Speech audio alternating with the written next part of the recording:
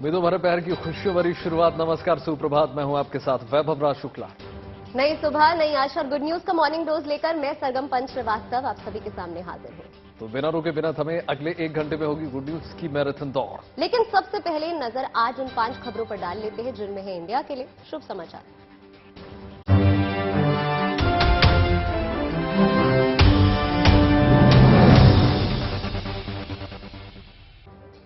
देखिए, India today group के लिए सबसे बड़ा शुभ समाचार तो यही है कि आज से साहित्य के महाकुंभ का शुभारंभ हो रहा है। 2 साल बाद धूम धड़ाके के साथ साहित्य आज तक लौट रहा है वापस। और आज से यानी 20 नवंबर तक दिल्ली के मेजर ध्यानचंद नेशनल स्टेडियम में चहल पहल रहने वाली है।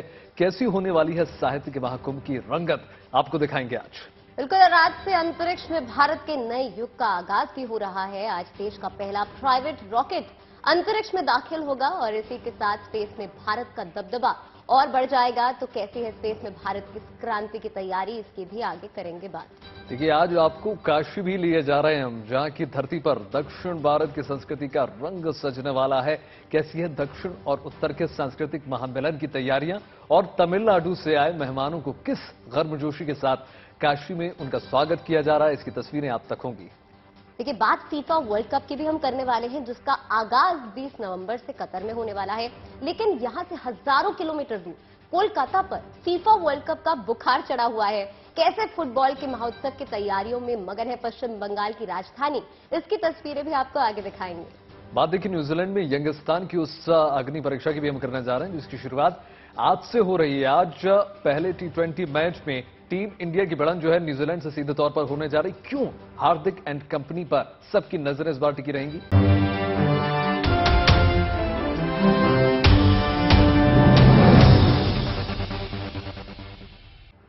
देखिए, आज सबसे पहले बात काशी की कर लेते हैं, जहां दक्षिण भारत की संस्कृति की रंग लगातार जमने को मिलेगा। 1 महीने तक चलने वाले तमिल काशी संगमम में तमिलनाडु से करीब 10,000 लोग काशी पहुंच रहे हैं।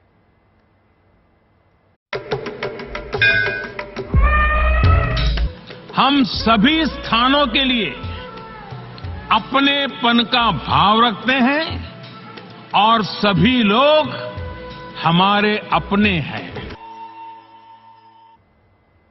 देश की धार्मिक, आध्यात्मिक और सांस्कृतिक राजधानी काशी 1 महीने तक काशी तमिल संगमम का गवाह बनने जा रही है।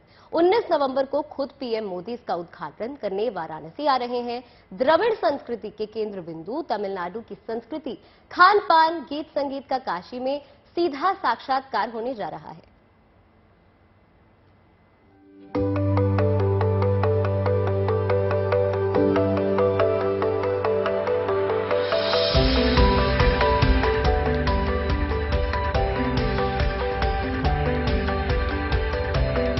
वनक्कम काशी। अगले 1 महीने तमिलनाडु से आए मेहमान कुछ ऐसे ही काशी का अभिनंदन करते नजर आने वाले हैं, क्योंकि उत्तर और दक्षिण के महासंगम के लिए काशी तैयार है। जी हां, ऐतिहासिक नगरी काशी भारत की 2 पौराणिक संस्कृतियों की मिलन की गवाह बनने जा रही है। भारतीय सनातन संस्कृति के 2 पौराणिक केंद्र विश्वेश्वर और रामेश्वर का मिलन बनारस में होने जा रहा है, जिसे नाम मिला है काशी तमिल संगम।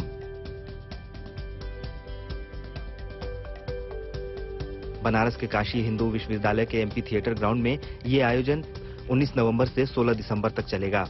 खास बात यह है कि अपने संसदीय इलाके में होने वाले इस संगम का उद्घाटन करने खुद पीएम मोदी 19 नवंबर को वाराणसी आ रहे हैं।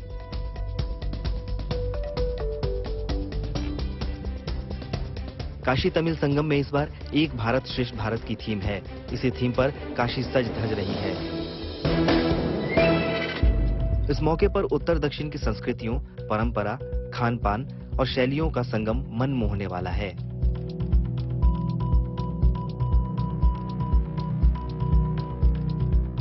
करीब 12 समूहों में तमिलनाडु के अलग अलग जिलों, कस्बों और तहसीलों से डेलीगेट्स काशी आने वाले हैं, यानी करीब 2,500 लोग इसमें शामिल होंगे। एक ग्रुप यूपी का 4 दिन का दौरा करेगा, जिसमें वो काशी की पौराणिक और आध्यात्मिक सभ्यता को जान सकेंगे। बनारस के साथ ये लोग अयोध्या और प्रयागराज भी जाएंगे। तमिल संगमम का जो आयोजन हो रहा है वो पूरे 1 महीने चलेगा। इसमें अलग अलग ग्रुप्स के माध्यम से ट्रेन से हमारे यहाँ पे ग्रुप्स आएंगे, जिसमें तमिलनाडु के अलग अलग पार्टिसिपेंट्स रहेंगे। 1 महीने का जो पूरा महोत्सव टाइप का जो आयोजन है वो BHU के एम्फी थिएटर में चलेगा, जिसमें हमारी प्रदर्शनियां होंगी, फूड कोर्ट होंगे, कल्चरल प्रोग्राम होंगे। वो 1 महीना काशी के सारे लोग वहां जाके देखेंगे, उत्तर प्रदेश के अन्य हिस्सों से भी लोग उसको देखने के लिए आएंगे। वो पूरा एक आयोजन स्थल महोत्सव की तरह होगा। कल चेन्नई से करीब 200 लोगों के जत्थे को काशी के लिए रवाना किया गया और खुद राज्यपाल ने इस डेलीगेट्स की ट्रेन को हरी झंडी दिखाई। कल से तमिलनाडु का कार्तिक मास शुरू हो गया है। तमिल परंपरा के अनुसार तमिल लोग शिव मंदिर में पूरे कार्तिक महीने दीपक जलाते हैं। इस बार रामेश्वरम की धरती से पधारे ये लोग काशी विश्वनाथ धाम में दीपक जलाएंगे। उत्तर दक्षिण के मिलन के इस 1 महीने चलने वाले कार्यक्रम के लिए लोगों में गजब का उत्साह है और काशी का बहुत अलौकिक विकास हुआ है, जो आप खुद इसका अनुभव ले सकते हैं। ये तीर्थ स्थल है काशी विश्वनाथ, उनके लिए कुछ किया जा सके तो स्वाभाविक सी बात है कि एक बहुत बड़ा आत्मीय लगाव जो है वो तमिलियंस के लिए काशी से है। तो ऐसे भी देखा जाए तो उनके लिए ही नहीं, मोदी जी तो पूरे देश के लिए कर रहे हैं, लेकिन हाँ, साउथ वालों के लिए और तमिलियंस के लिए मोदी जी ने बहुत बड़ा कार्य किया है। तमिलनाडु की संस्कृति की झलकियों के लिए हर शाम BHU में सांस्कृतिक कार्यक्रम होंगे, जिसमें तमिलनाडु के लगभग 500 कलाकार अपनी कला का प्रदर्शन करेंगे। हैं उन सभी की प्रदर्शनियां लगाई जाएंगी, साथ ही आने वाले लोगों के साथ इंटरेक्शन होगा, एकेडमिक सेशन होगा। यहाँ के बच्चों को, यहाँ के लोगों को ये सारी प्रदर्शनी दिखाई जाएगी। इसके पैरेलल प्रतिदिन शाम को सांस्कृतिक कार्यक्रमों का आयोजन यहीं पे होगा, जिसमें तमिलनाडु के ही लगभग 500 कलाकार अब उस कार्यक्रम में प्रदर्शन करेंगे। तो इस तरह से यह माह पर्यंत एक भव्य आयोजन है। इस पूरे महीने यहाँ तमिलनाडु के हैंडलूम, हैंडीक्राफ्ट, खाने पीने की वस्तुओं के साथ शैक्षणिक प्रदर्शनी भी लगेगी। यहाँ करीब 75 स्टॉल लगाए जा रहे हैं। साथ ही लघु फिल्मों के जरिए काशी के लोगों को तमिलनाडु के दर्शन भी कराए जाएंगे। हैंडलूम, हैंडीक्राफ्ट्स, इनके सभी प्रोडक्ट्स यहाँ देखने के लिए मिलेंगे, सेल्स होगा और इनके प्रात्यक्षिक भी होंगे। इसी प्रकार तमिलनाडु में हर एक जिले में जो विशेष व्यंजन होते हैं, उन व्यंजनों का यहाँ, खाद्य पदार्थों का यहाँ स्टॉल्स भी होंगे। काशी तमिल संगम की खास बात यह है कि जब समूहों में आ रहे डेलीगेट्स 4 दिन के यूपी दौरे के बाद अपने इलाकों में लौटेंगे तो उनके साथ यूपी में हो रहे विकास कार्यों की कहानियां होंगी।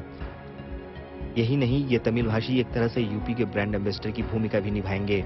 1 महीने तक काशी वासियों को मिनी तमिलनाडु के करीब होने का एहसास होगा।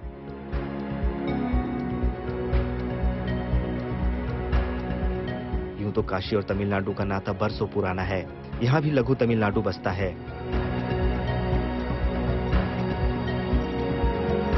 काशी तमिल संगम में आने वाले मेहमान काशी के हनुमान घाट इलाके में बसे इस लघु तमिलनाडु को देख सकेंगे, जहां पीढ़ियों से यहां आकर बसे तमिल परिवार रह रहे हैं। इस संगम के लिए जितना उत्साहित काशीवासी हैं, उतना ही उत्साह तमिलों में भी है। इस महामिलन के जरिए 2000 साल पुरानी काशी तमिल रिश्तों को तो और मजबूती मिलेगी ही, उत्तर और दक्षिण के बीच भी दूरी को कम किया जा सकेगा। क्योंकि काशी तमिल संगम न केवल सांस्कृतिक समन्वय है, बल्कि आर्थिक, धार्मिक, सामाजिक समन्वय का भी प्रतीक है। वाराणसी से रोशन जायसवाल के साथ bureau report, good news today.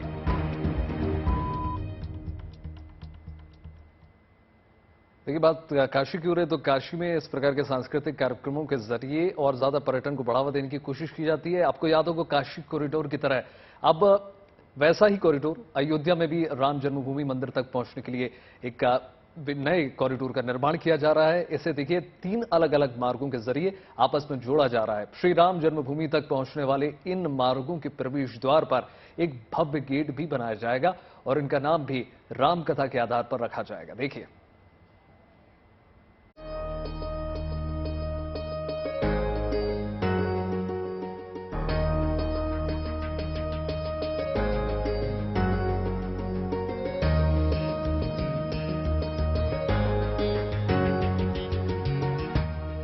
Shri Ram जन्मभूमि मंदिर के निर्माण के साथ ही रामनगरी अयोध्या की सूरत बदलने जा रही है।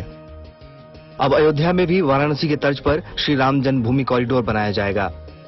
सड़कें चौड़ी की जाएंगी और नए रास्ते भी बनाए जाएंगे। कुल मिलाकर ऐसा इंतजाम किया जा रहा है कि राम मंदिर तक श्रद्धालुओं की पहुंच आसान हो और श्री राम जन्मभूमि और दूसरे तीर्थों के दर्शन में कोई परेशानी न हो। नई योजना के तहत हनुमानगढ़ी जाने के लिए दोनों रास्तों को चौड़ा किया जाएगा। श्रृंगार घाट से हनुमानगढ़ी के रास्ते को चौड़ा किया जाएगा। हनुमानगढ़ी से श्री राम जन्मभूमि के रास्ते को भी चौड़ा किया जाएगा। 700 मीटर के रास्ते की चौड़ाई बढ़ाकर 14 मीटर की जाएगी। सुग्रीव किला से राम जन्मभूमि तक लगभग 600 मीटर रास्ते को 100 फीट चौड़ा किया जा रहा है। शहादतगंज से रिकाबगंज, नियावा और हनुमानगढ़ी होते हुए नया घाट तक 20 मीटर चौड़ी सड़क बनेगी। श्रद्धालु और पर्यटकों की संख्या दिनों दिन बढ़ रही है और पीक टाइम पे 50,000, 60,000, 1 लाख तक के श्रद्धालु हो रहे हैं। मेले में तो काफी ज्यादा हो जाते हैं।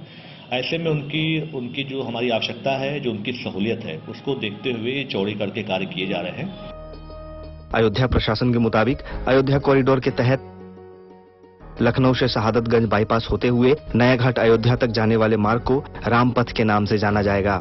सुग्रीव किला से होते हुए राम मंदिर तक पहुंचने के लिए जो सड़क बनाई जा रही है उसे जन्मभूमि पथ नाम दिया जाएगा। इसी तरह अयोध्या के श्रृंगार घाट से श्री राम जन्मभूमि तक पहुंचने वाले मार्ग को भक्ति पथ के नाम से जाना जाएगा। सड़कों की चौड़ाई बढ़ाने का मकसद ये है कि आने वाले समय में जब श्रद्धालुओं के लिए श्री राम मंदिर खुले तो इन इलाकों में आवाजाही बढ़ने पर ट्रैफिक जाम की स्थिति न बने। आम लोगों के साथ साथ वीआईपी गाड़ियों की आवाजाही प्रभावित न हो और आवाजाही के वैकल्पिक रास्ते मौजूद हों ताकि किसी भी स्थिति में कोई दिक्कत न हो। इसके अलावा हमारे चूंकि जब भीड़ बढ़ती है तो स्टैम्पीड ना हो, इसके लिए हमारे पास अल्टरनेटिव रूट्स होने चाहिए। इसी अल्टरनेटिव रूट को देखते हुए ये सारे सिस्टम बनाए जा रहे हैं कि सुग्रीव किला से आजेबी, श्रृंगार घाट से भी आजेबी और मेन आपका शहादतगंज से नया घाट, ताकि पब्लिक का जब फ्लो आए तो हमारे पास बैकअप में कई सारे रास्ते हों जिससे हम श्रद्धालुओं पर्यटकों को मंदिर के दर्शन भी करा सकें और उनको सहूलियत से उनके आवागमन में बाधा भी न हो। जो सड़कें बनाई जा रही है उनके किनारे मल्टी लेयर पार्किंग और पीने के पानी सहित सभी बुनियादी सुविधाएं मौजूद होंगे। हालांकि रास्तों की चौड़ाई बढ़ाने और अयोध्या कॉरिडोर तैयार करने के सिलसिले में स्थानीय दुकानदारों की रोजी रोटी पर असर होने की आशंका है, लेकिन प्रशासन का दावा है कि उन्हें पर्याप्त मुआवजा दिया जाएगा। हम 26 दुकानदार गुलैया में थे और 2600 दुकानदार मतलब पूर्णतः विस्थापित हो गए। किसी के पास मतलब लगभग ये मान के चलिए कि 15 लोगों के पास ये है कि कोई ऑप्शंस है, बिजनेस का कोई तरीका है, और 15 के बाद जो 11 बंदे हैं जिनके पास कोई ऑप्शंस नहीं है, मतलब बिजनेस का कोई तरीका ही। अभी हमारा जो रामपथ है, जो शहादतगंज से नया घाट है, इस पे चौड़ीकरण का कार्य चल रहा है। इस पे हम बैनामों से सहमति करा रहे हैं और उसके आधार पर सर्वे कर रहे हैं। उनकी जो भी उनकी कोई समस्याएं हैं, चाहे भवन के मूल्यांकन को लेकर या स्वामित्व को लेकर, वो भी टाई अप कर रहे हैं और उनको मुआवजा देकर तब अपना कार्य शुरू कराएंगे। फिलहाल कुछ परेशानियां भले ही हो, लेकिन ऐसा लगता है अयोध्या कॉरिडोर तैयार होने के बाद न केवल स्थानीय लोगों को बल्कि दूर दूर से आने वाले सैलानियों की भी सुविधा और सहूलियत बढ़ेगी और अयोध्या को विश्व में पर्यटन के नक्शे पर लाने में मदद मिलेगी। Balveer Singh, Ayodhya, good news today. Kashi से लेकर अयोध्या के तमाम रंग के बाद अब बात राजधानी दिल्ली की कर लेते हैं, जहां ट्रेड फेयर में पूरे हिंदुस्तान का रंग नजर आ रहा है। देश के अलग अलग संस्कृति के प्रतीकों, हैंडीक्राफ्ट, शिल्प के साथ दिल्ली में हिंदुस्तान का जायका भी देखने को मिल रहा है। हमारी संवाददाता नवजोत रंधावा ने लिया ट्रेड फेयर में हिंदुस्तानी जायका का जायजा। देखिए इस रिपोर्ट में।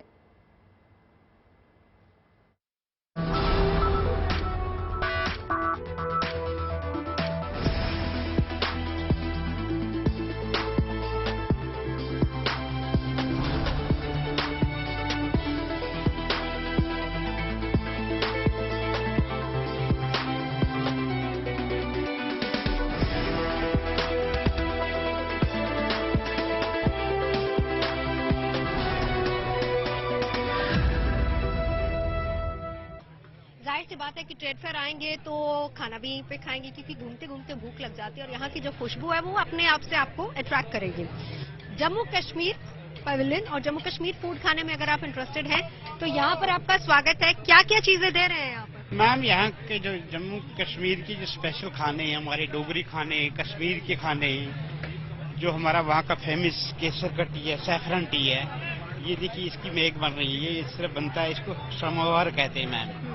इसमें यहाँ से कोले डाले जाते हैं आग और ये केसर से बनता है और इसमें कुछ स्पेशल कुछ थोड़े बहुत लेटेस्ट कश्मीरी मसाले थोड़े और अपना केसर डाल के ये कहवा बनता है जी। जो कि सेहत के लिए बहुत अच्छा होता है, सर्दियों में खुद बड़ा अच्छा होता है, बच्चों के लिए भी। मौसम वैसे ठंडा हो रहा है, शाम होते होते एक कहवा लिया जा सकता है। इसके अलावा यहाँ का जो ऑथेंटिक फूड है आप ले सकते हैं रिश्ता, और साथ ही रोगन जोश। ये किससे बनते हैं?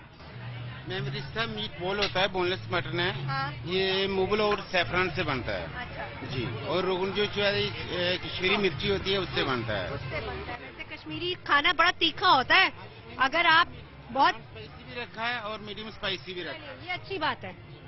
मेरे जैसा बंदा नॉन स्पाइसी ट्राई कर सकता है, जिसको स्पाइसी पसंद है वो खा सकते हैं। इसके अलावा इसको क्या ये है यखनी? नहीं मैम, ये गुश्ताबा है, ये मीट बॉल है, ये बोनलेस मटन है, ये दही में बनता है, नॉन स्पाइसी आइटम रहती है। यस मैम, ये यखनी है, ये बोन मटन रहता है, ये भी मीडियम स्पाइसी होता है। अच्छा, मुझे ये बताइए वेजिटेरियंस के लिए भी कुछ रखा है आपने या सारा नॉन वेजिटेरियन ही है? चलिए, वेजिटेरियन खाना भी है यहाँ पर अगर आप चाहें तो। दम आलू? ये मैम दम आलू है और ये टमाटर चामन है, पनीर है। अच्छा। ये दोनों मीडियम। क्या बोलते हैं इसको? टमाटर चामन, पनीर। जी मैम। पनीर की आइटम है टमाटर चामन, जो कि आप खा सकते हैं। ये नदरू यखनी, कमल ककड़ी, लोटस स्टेम जो है। अच्छा। ये हाथ साग होता है, हमारा कश्मीरी साग ही स्पेशल होता है ये मैम। क्या बात है, वेजिटेरियंस के लिए भी है। और ये राजमा होता है मैम, हमारा बदरवाई राजमा है। ये एनके का फेमस होता है। ये आरएसपुरा का राइस है हमारे पास मैम। जी मैम। आरएसपुरा का राइस है और आपका ऑथेंटिक राजमा बदरवाह का है मैम। बदरवाह का राजमा है। मीठे में क्या खिला रहे हैं? मैम फिरनी होता है हमारे पास। जी मैम, वो ड्राई फ्रूट और सूजी से बनता है, मिल्क से मैम। जी। तो चलिए, कश्मीरी खाना मैंने आपको फिलहाल मेन्यू दिखा दिया है। मेरे मुंह में पानी आ रहा है, बट और बहुत सारे ऑप्शंस हैं। थोड़ा सा आगे मूव ऑन होता है, क्योंकि कश्मीर से जब आप थोड़ा सा आगे चलेंगे तो आपको यहाँ पर अवध का टेस्ट भी नजर आ जाएगा। लखनऊ के मशहूर गलाउटी कबाब, नॉन वेजिटेरियन अगर खाना चाह रहे हैं तो वो लोग ये खा सकते हैं। क्या क्या लेकर आए आप? मटन गलौटी कबाब है, बोटी मसाला है, मुर्ग लगन चिकन है, दम बिरयानी है। दम बिरयानी है, ये सब नॉन वेजिटेरियन रोटी है। हाँ जी, नॉन वेज। वेजिटेरियन के लिए है? वेजिटेरियन है, छोला भटूरा है, सैंडविच है। छोले भटूरे तो दिल्ली वाली बात हो गई। असल अवधी खाना जो है यही है, दम बिरयानी। उल्टे तवे का पराठा होता है, अवधी पराठा, रुमाली रोटी है, और फेमस गलौटी कबाब है मटन के। और जी जी, चलिए, बहुत खूब। मतलब ये आपके स्वाद पे निर्भर करता है कि उस समय कौन सी खुशबू ज्यादा आपको अट्रैक्ट कर रही है। तो आपके पास ऑप्शंस बहुत सारे। कुछ और ऑप्शंस चलिए मैं एक्सप्लोर करती हूँ। ट्रेड फेयर में आके ट्रेडिशनल फूड पसंद करते हैं या दिल्ली वाले छोले भटूरे? ट्रेडिशनली। और आपका फेवरेट कौन सी स्टेट का है? राजस्थान। राजस्थान। पेट पूजा यहीं पे अच्छी लगेगी। अब ये आप पे डिपेंड करता है। ऑप्शन स्टेट वाइज मैंने आपको दे दिया है। केरला आपको मिलेगा, झारखंड मिलेगा, महाराष्ट्र आपको मिलेगा, अवध का खाना मिलेगा, आपको जम्मू कश्मीर मिलेगा, आपको बिहार मिलेगा, आपको राजस्थान मिलेगा। आपकी चॉइस है कि आप क्या खाना चाहते हैं। हमारा खाने का वक्त हो गया है।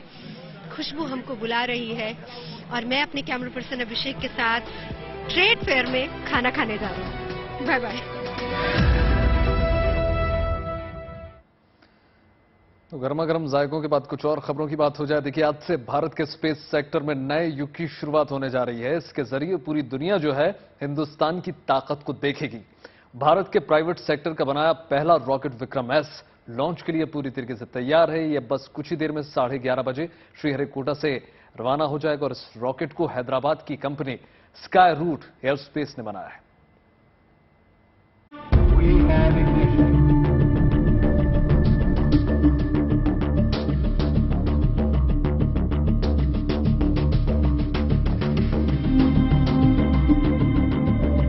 अंतरिक्ष में भारत की लंबी छलांग, अंतरिक्ष में भारत का नया युग। उल्टी गिनती शुरू हो गई है। सब कुछ तैयार है। अंतरिक्ष में हिंदुस्तान की ताकत पूरी दुनिया देखेगी। इसके लिए मंच तैयार है। भारत का अंतरिक्ष कार्यक्रम आज नई ऊंचाइयों को छुएगा, जब इसरो श्रीहरिकोटा में अपने केंद्र से देश का पहला निजी तौर पर विकसित रॉकेट विक्रम एस को लॉन्च करेगा। 4 साल पुराने स्टार्टअप स्काई रूट एयरोस्पेस के विक्रम एस रॉकेट को लॉन्च करने के लिए चाक चौबंद तैयार कर ली गई है। सुबह 11:30 पर private rocket Vikram S launch किया जाएगा। इससे पहले 15 नवंबर को लॉन्च करने की योजना थी। विक्रम एस सतीश धवन अंतरिक्ष केंद्र से लॉन्चिंग के बाद ये 81 किलोमीटर ऊंचाई पर पहुंचेगा। भारतीय अंतरिक्ष कार्यक्रम के जनक और दिवंगत वैज्ञानिक विक्रम साराभाई के नाम पर रॉकेट को नाम दिया गया है। रॉकेट के लॉन्चिंग में आम ईंधन के बजाय LNG यानी लिक्विड नेचुरल गैस और लिक्विड ऑक्सीजन का इस्तेमाल किया जा रहा है। ये ईंधन किफायती होने के साथ साथ प्रदूषण मुक्त भी है।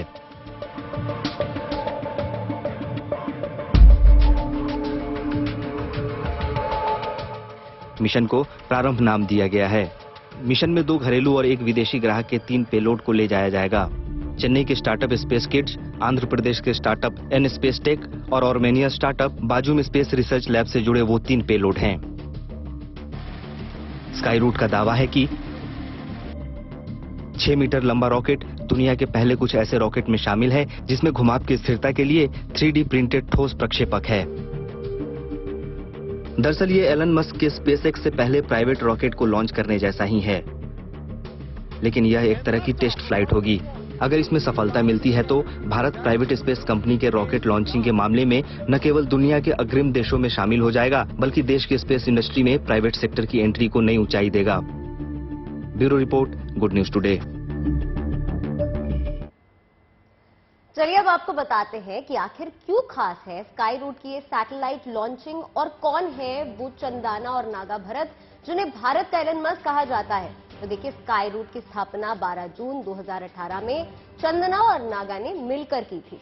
IIT खड़गपुर से पढ़े चंदना ने 6 साल इसरो के साथ भी काम किया। बिल्कुल, देखिए इसरो में ही चंदना की मुलाकात जो है IIT से पढ़े नागा भरत डका से हुई थी और चंदना और नागा ने अपने सपने को साकार करने के लिए नौकरी छोड़ दी।